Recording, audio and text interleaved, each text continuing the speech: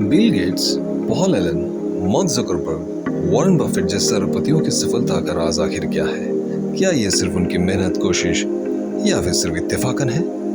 या फिर जीवन की गलियारों में फिरते कुछ अनसुलझे अनकही रहस्यों का ताना बाना है जिनमें लक और रिस्क का एक बहुत बड़ा खेल चलता है? आइए इसी बात को समझते हैं आज के इस वीडियो में, जिसका शीर्षक है लक बाय रिस्क। उम्मीद है आप इस वीडियो को अंत तक देखेंगे और चैनल को सब्सक्राइब करेंगे।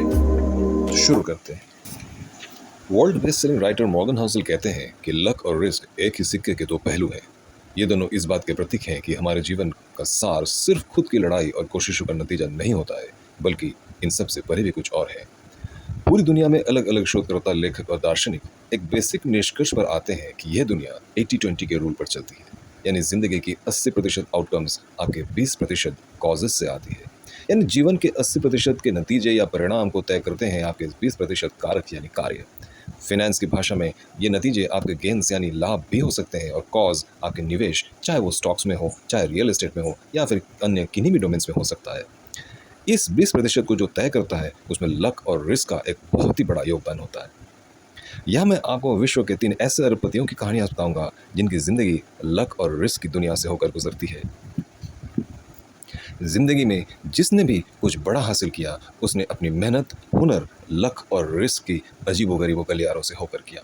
इसी सिलसिले में मैं 2 किताब आपको पढ़ने के लिए रिकमेंड करूंगा। पहला है the billionaire's apprentice, how 21 billionaires used drive, luck and risk to achieve colossal success by Charles Marlot, और दूसरी किताब का नाम होगा success and luck by Robert H Frank. कुछ साधारण इंसानों की असाधारण कहानियां इन्हीं लक और रिस्क के ताना बाना को लेकर चलता है। इस जहां में सब कुछ अचानक या इत्तेफाकन नहीं होता, भाग्य का बहुत बड़ा योगदान होता है। माइक्रोसॉफ्ट के को फाउंडर बिल गेट्स ने बचपन में एक ऐसे स्कूल में पढ़ाई की थी जिसमें उस जमाने में कंप्यूटर्स था, और स्कूल का नाम था लेकसाइड स्कूल। बिल केवल मात्र 13 साल के थे जब 1968 में उसी स्कूल में वो पॉल एलन से मिले, जो कि आगे चलकर बिल गेट्स का पार्टनर बने। दोनों ही कंप्यूटर्स को लेकर शुरू से पैशनेट थे, और पैशन ऐसा कि जुनून जैसा। एक इंटरव्यू में एलन कहते हैं कि एक रात बिल गेट्स ने उन्हें फोर्ब्स मैगजीन की एक इशू को दिखाकर पूछा था कि कैसा लगता होगा किसी को अपने सपनों की कंपनी को चलाते हुए। जब एलन से कोई जवाब नहीं मिला तो गेट्स ने कहा था कि आगे चलकर मैं अपने ही कंप्यूटर्स की कंपनी चलाऊंगा।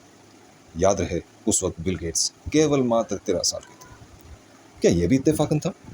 इससे भी जरूरी यह जानना है कि 1968 में पूरी दुनिया में 303 मिलियन स्कूली बच्चे थे, जिनमें से 18 मिलियन अमेरिका में पढ़ते थे, और उनमें से 2,70,000 वॉशिंगटन स्टेट में रहते थे, और कुछ 1 लाख बच्चे सिएटल एरिया में, जिनमें से सिर्फ 300 बच्चे ही थे जो लेक साइड स्कूल में पढ़ा करते थे। आंकड़ों को माने तो 303 मिलियन में 300 यानी 1 मिलियन बच्चों में से सिर्फ एक बच्चे के दिमाग में ये दूरदर्शिता थी, और वो थे बिल गेट्स। इसलिए यह कहना ठीक नहीं कि बिल गेट्स इसलिए लकी थे क्योंकि वे 1 in a million थे जिन्हें 1968 में कंप्यूटर एक्सेस मिला था, बल्कि वो 1 in a million futuristic visionary भी थे।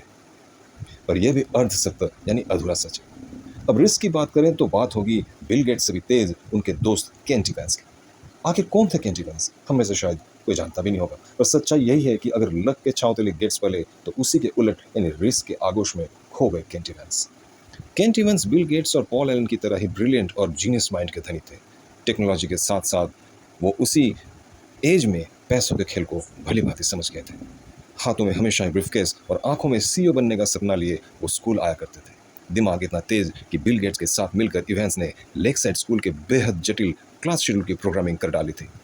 पर जैसा कि मैं कह चुका हूं कि यह कहानी इंसानी खूबी और कोशिशों के परे की है।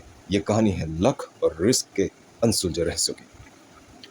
सब कुछ ठीक चल रहा था कि अचानक एक दिन बहुत ही मामूली से लगने वाले एक्सीडेंट में केंटी वैंस की मौत हो जाती है। दुर्घटना इतनी छोटी थी कि वही 1 in a million वाली रिस्क थी, पर फिर भी वो जानलेवा साबित हुई। कहते हैं कि पॉल एलन और बिल गेट्स से कहीं ज्यादा प्रतिभाशाली और प्रभावी थे केंटी वैंस। अगर जीवित रहते तो निश्चित तौर पे वो माइक्रोसॉफ्ट के फाउंडर फादर्स में से एक होते, पर लक ने उनका साथ नहीं दिया, और विपरीत परिस्थितियों ने बिल गेट्स और केंट इवेंट्स को इतिहास के अलग अलग पन्नों में जगह दी। मार्क जुकरबर्ग को किसी पहचान की जरूरत नहीं, आखिर कौन नहीं जानता उन्हें, पर लक, रिस्क और ड्राइव के इस अद्भुत कहानी का अगला किरदार वही है। साल 2006 में याहू ने जकरबर्ग को $1 बिलियन का ऑफर दिया था अपनी कंपनी बेचने के लिए, पर जकरबर्ग नहीं माने और अड़ गए। उन्होंने आने वाले कल को भांप लिया और रिस्क लिया, और लक ने भी उनका खूब साथ निभाया। वहीं लोगों ने उसी याहू को भर भर कर गालियां दी जब उसने माइक्रोसॉफ्ट के ऑफर को समय रहते हुए ठुकरा दिया। याहू ने भी रिस्क लिया, पर लक ने उसका दामन नहीं पकड़ा। बड़े और सफल लोग कहते हैं कि जीत एक आपके जीवन में क्रूरतम भंजाल को पैदा करता है कि सफल व्यक्ति कभी मात नहीं खा सकते। आप सांप सीढ़ी के खेल में ऊपर ही ऊपर चढ़ते जाते हैं और सोचते हैं कि आपका हर निर्णय, हर कामयाबी बस आपका ही बोया हुआ फसल है, जिसे आपकी किस्मत यानी लक ने तराशा है। परंतु तभी आपको उस सिक्के के दूसरे पहलू को यानी लक का जुड़वा भाई रिस्क को भी ध्यान में रखना पड़ेगा, जो कभी भी जीती हुई बाजी को पलट सकता है। रजत गुप्ता नाम का व्यक्ति कलकत्ता शहर में जन्मे और बचपन में ही यतीम हो गए। बेहद गरीब में पले रजत आगे चलकर मैकिन्स की फर्म, जो कि दुनिया की सबसे प्रभावशाली कंसल्टिंग फर्म है, उसका सीईओ बने और 2007 में अवसर लेने के बाद उन्होंने यूनाइटेड नेशंस और वर्ल्ड इकोनॉमिक फोरम में बेहद अच्छा काम किया था। यहाँ तक कि वो बिल गेट्स के साथ भी उनके एक फिलैंथ्रोपिक वर्क में पार्टनरशिप की थी और 5 बड़ी कंपनियों में डायरेक्टर्स बने थे। कलकत्ता की गुमनाम बस्तियों से उठकर आए इस शख्स ने 1000 यूएस मिलियन डॉलर्स की संपत्ति बना डाली थी। अपनी सफलता की चरम में वो गोल्डमैन सैक्स के बोर्ड में डायरेक्टर के पद पर नियुक्त हुए। पर तभी कुछ ऐसा हुआ जिसकी किसी ने कल्पना भी नहीं की थी। साल 2008 विश्व भर में फैली फाइनेंशियल क्राइसिस के बीच जब वॉरेन बफेट ने 5 बिलियन यूएस डॉलर्स का निवेश करना चाहा गोल्डमैन सैक्स में, तो डील होने के महज 16 सेकंड के अंदर ही रजत गुप्ता को उसका पता चलता है और वो राजरत्नम नाम के एक सटोरियो को एक टिप देते हैं। रातों रात राजरत्नम ने गोल्डमैन सैक्स के 1,75,000 शेयर्स खरीद ली। कहते हैं इस अंदरूनी टिप ने 17 यूएस मिलियन डॉलर्स की कमाई कर ली थी। पर रजत की ये नाजायज रिस्क को उनके लक ने ठुकरा दिया और वो भी जेल चले गए। ये तीनों कहानी लक और रिस्क के ऐसे अनसुलझे गुत्थे की दिखाती है जिनका सिर और पैर और छोर ढूंढना असंभव है।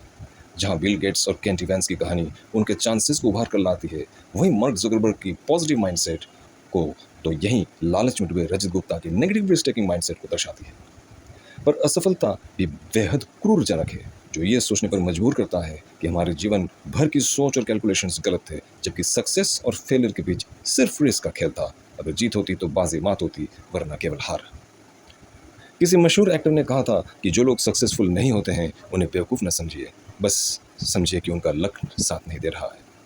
इस वीडियो से यही हमारा टेक अवे होना चाहिए कि इस जीवन में जिसने भी समय, किस्मत और रिस्क के इस जटिल और अद्भुत खेल को समझ लिया, उसने समझो पारस मनी को हासिल कर लिया।